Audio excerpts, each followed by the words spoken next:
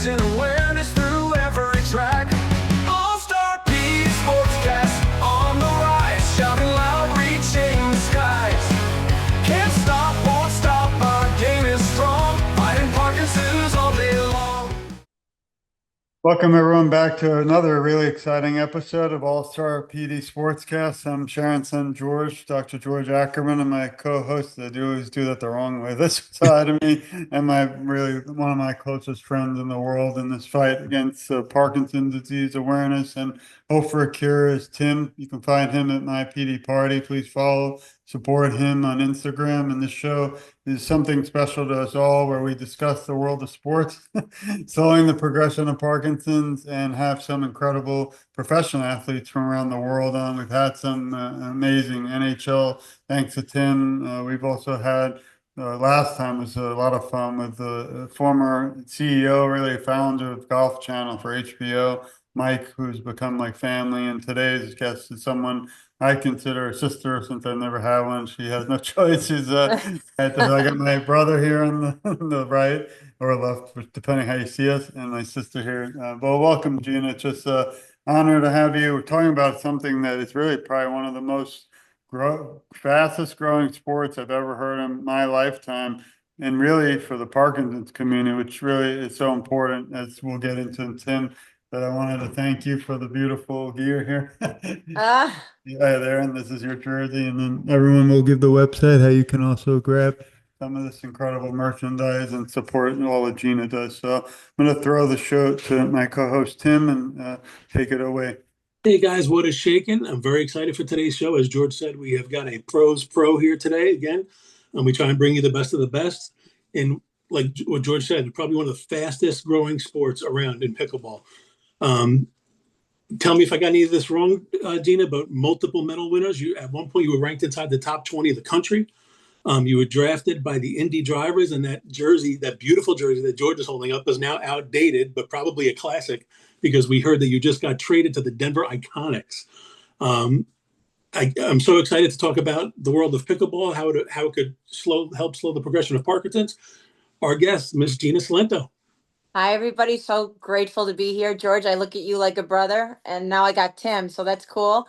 Yeah, I got as high as last year. I was fifth in the country in senior pro pickleball, and I did get traded from Indy Drivers to the Denver Iconics for NPL, which is the National Pickleball League, which is a team-oriented offshoot of pickleball. So it's not just playing tournaments, it's going as a team, playing against other teams. There's 12 teams in the league. And I do play some tournaments. I have the US Open coming up in a couple weeks. I play singles, women's, doubles, and sometimes mixed. And you're right, it is by far the fastest growing sport in the country. I don't think anybody's seen anything like it.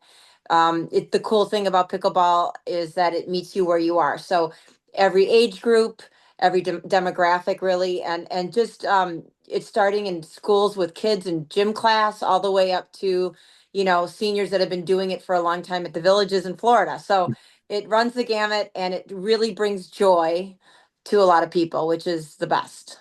Now, Gina, I got to ask you, just in getting into this, I know you started out in tennis. Yes. How can you just explain to the audience who maybe doesn't quite familiarize themselves with pickleball yet, what is some of the differences between the game of tennis and pickleball? And quite frankly, how did you make that transition from one? What made you want to make that transition from one to the other? Okay, very good question. So there's similarities in the sense that it's really like ping pong and tennis mated and created pickleball. So in the back of the court, you're kind of playing more tennis in the sense of ground strokes, drives, going bigger on your strokes. But then once you get to the kitchen line at the front of the court by the net is where you really control it and work on more ping pong, like abbreviated strokes. So tennis was a benefit to me and a curse in the sense that, when I played tennis, I was really hitting out. I hit very hard, and I go really big. And that was great. But then when I got to have to learn the soft game, that was really hard for me. So I had to abbreviate all these big swings and follow throughs.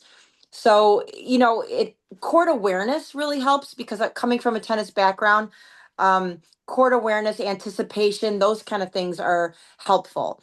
But I left tennis because somebody introduced me to pickleball and I just thought it was for old people and I didn't have any desire to do it. But that one yes changed my life. Super glad I said yes. And the court to me now, if I look at tennis courts, it's daunting. It's massive. And I love the compact feel of that pickleball court. And there's no room for error. So in tennis, I could get away with a lot more. Whereas in pickleball, the cool thing is that it's as easy to play as if you're playing ping pong in your grandparents' basement, or it's as difficult as what you see in the Olympics with those Chinese people going nuts on those ping pong tables. So it kind of, it runs the gamut, and I love that it's manageable, right? So no matter what your skill set is, you can still find your way on the court. Yeah, you just mentioned the next area, but somebody out there listening, we'll get into more on how it might slow the progression of Parkinson's. That's what the show is really focused on. But how would somebody listening who never heard of it and now they are discovering this incredible sport have a lesson? And what would such a lesson entail? My daughter took tennis lesson. Not now all the tennis courts are being turned into pickleball. It seemed I almost had a heart attack a few years ago when they said they might turn our basketball indoor, beautiful Uh, home. It's my second home away from home into a pickleball court. No offense, I was like the only one in the whole community screaming about. yeah. So it's okay now, whatever they do. But I'm just curious, how can someone take a lesson, or is it something I think you mentioned not too tough to learn? Maybe you could touch on that.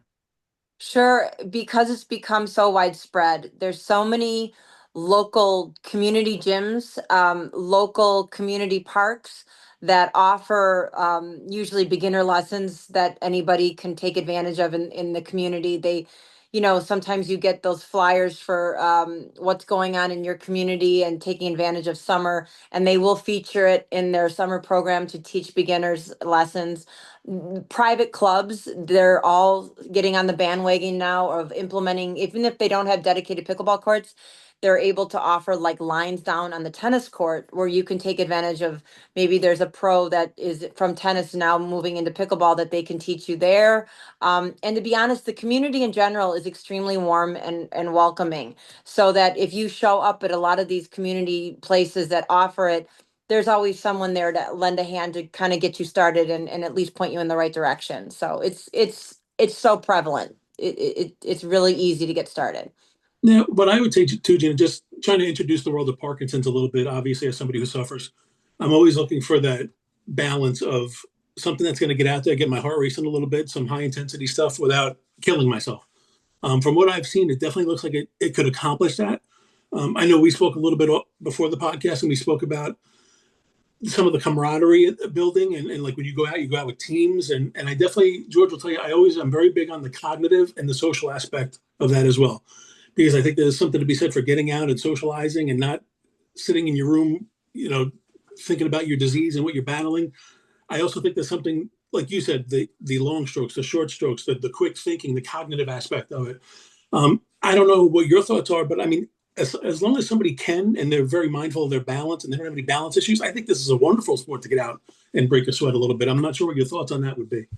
100%. So it ticks a lot of the boxes in the sense that you're not isolated, you're in a community, you don't need a partner. Like you can go and show up and put yourself out there and you're going to find a warm, welcoming environment that you're not dependent on building your own little group in order to get out there. It is a sense of community, it's socialization, it's also it meets you where you are. So if your movement is limited, you're able to adjust. And the other thing I noticed that on any level with Parkinson's or not Parkinson's, it releases dopamine and you're able to get some sort of joy out of that movement and that connection with people. It's like an all-encompassing experience. And I know that sounds really weird, but I don't notice any other sport that offers all these different positives Yeah. that really help, and it is very much a workout if you want it to be.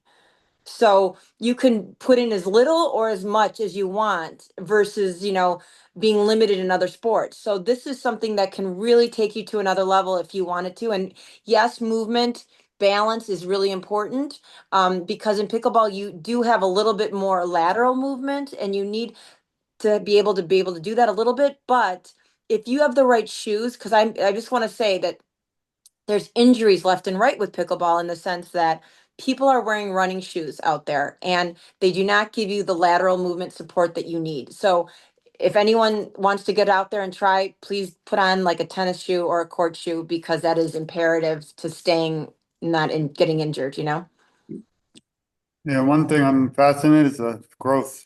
We've talked to people on the show, but not something where a sport grows so quickly for so many and really around the world now. If anyone's listening on Instagram, they do have, I believe, Pickleball for Parkinson now. I think I follow Oh, them. Other organizations never found it before.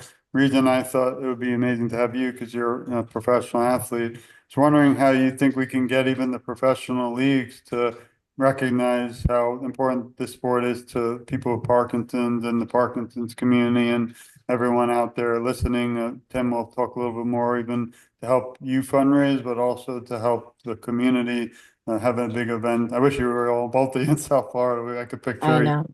pickleball event. Maybe Gene, if you're in here, we can do that. But just think it's important to the notary and or notoriety, and that the world understands this is out there. But it can also be used not just to build a progression, but also to raise money to find research toward a cure.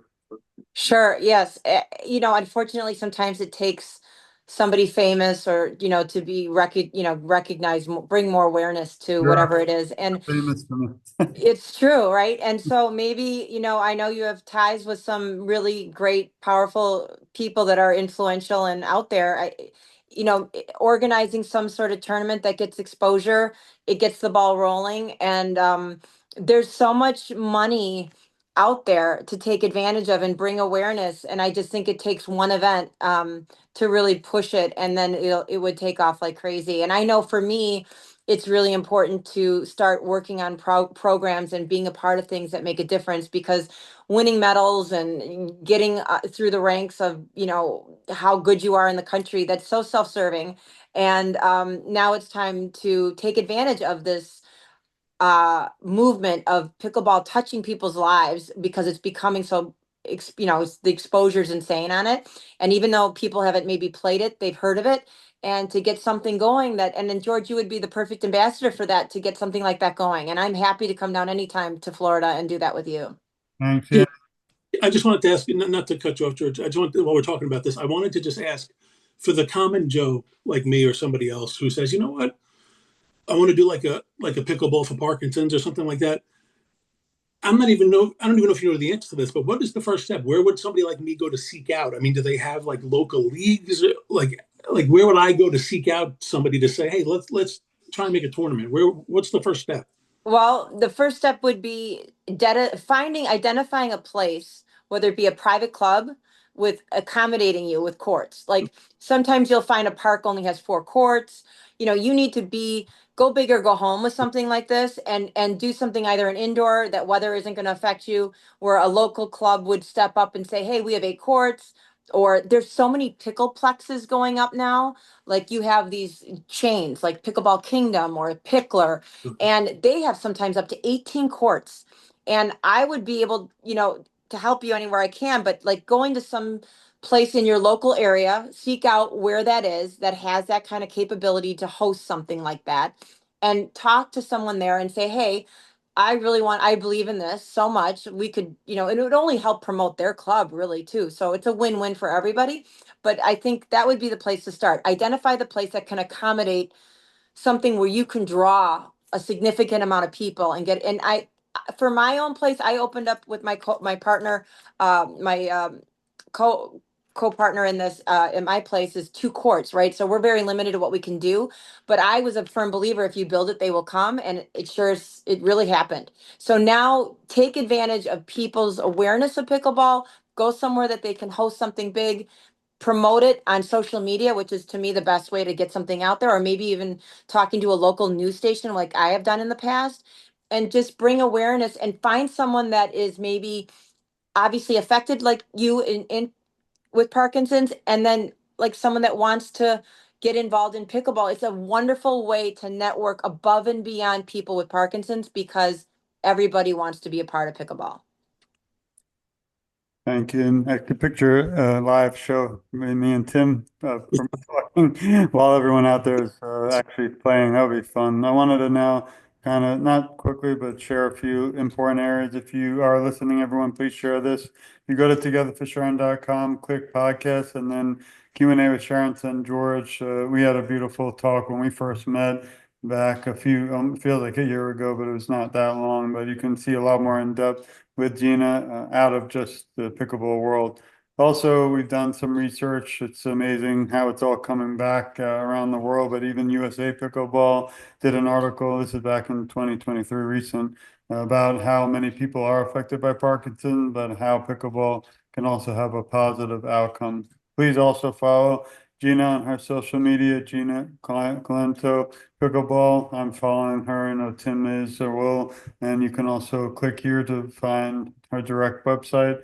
I always also like to share, this is how you can reach her also on Facebook, and I'll share all these links. And then finally, my apparel, which I'm wearing here, is the pick. So if you go there, you can see a lot more. And also this helps to support all that Gina does, and you can grab any different types of items like the hat I'm wearing. And I know this one won't be up there anymore because it's not with Yeah.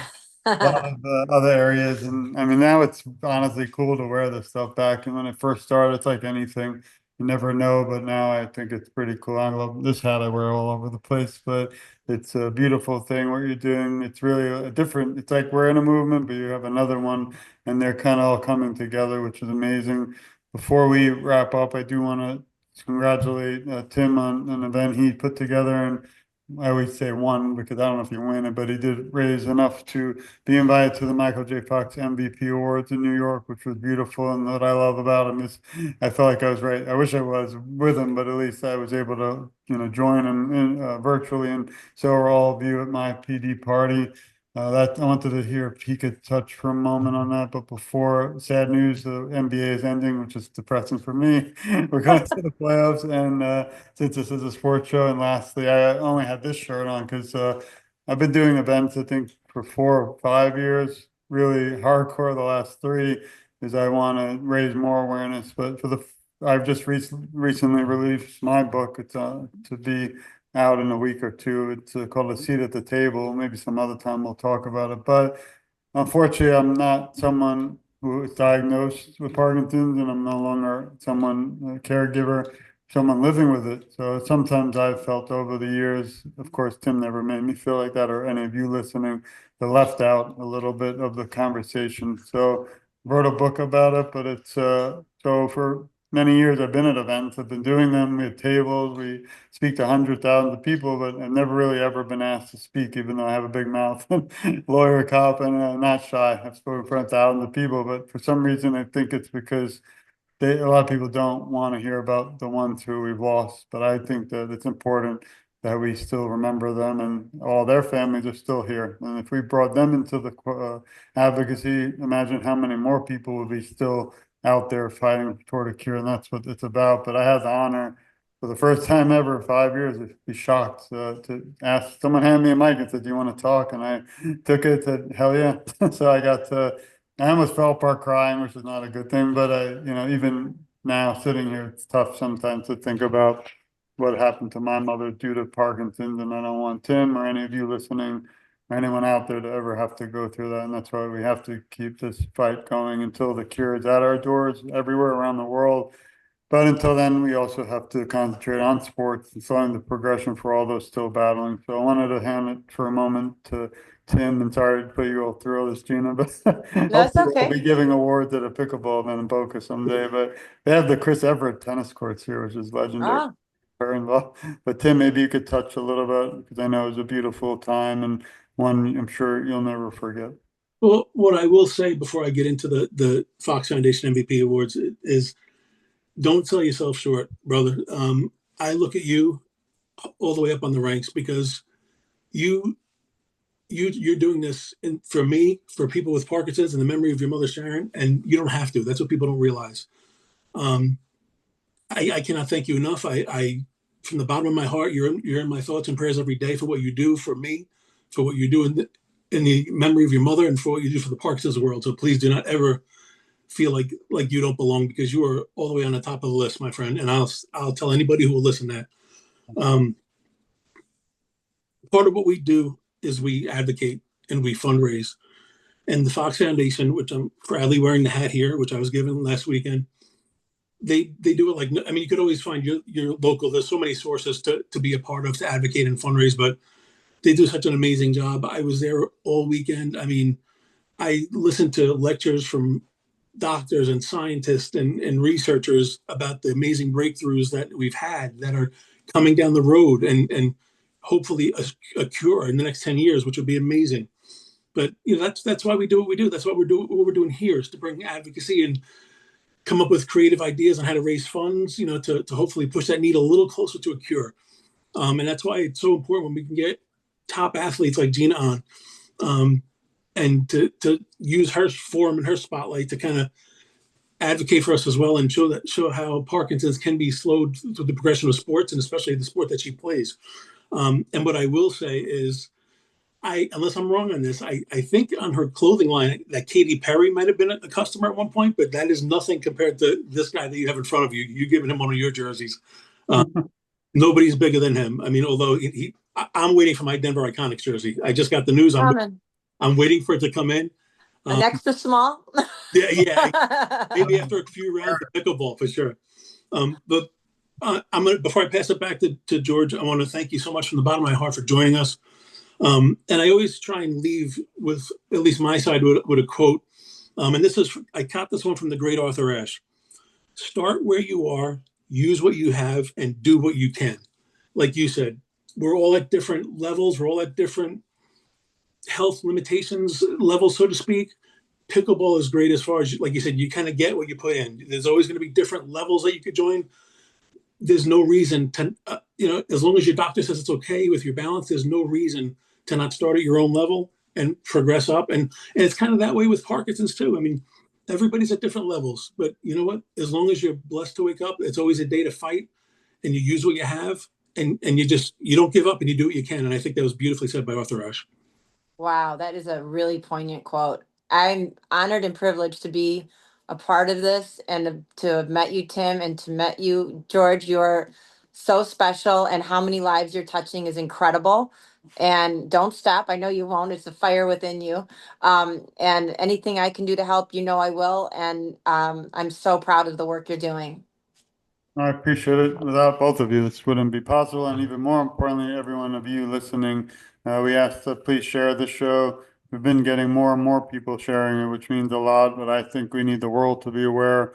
Again, we don't want anything in return. We just want everyone out there to know there's so many sports. Eventually, we're going to cover them all, even if there's 100 or 200, 300. We'll probably end up getting to cricket and some other one. I think that'll be fun to do some research in like 3 or 4 years. We'll still be doing this. I hope we find a cure and we can cancel the show. We'll have a sports show, talk about sports. But Wouldn't it be the best if we could come on and not talk about PD and just Well, I actually have a twist for you. I started my own podcast with my partner in crime, Neil Friedenberg, whose dad started ProLight, one of the first founding paddle companies.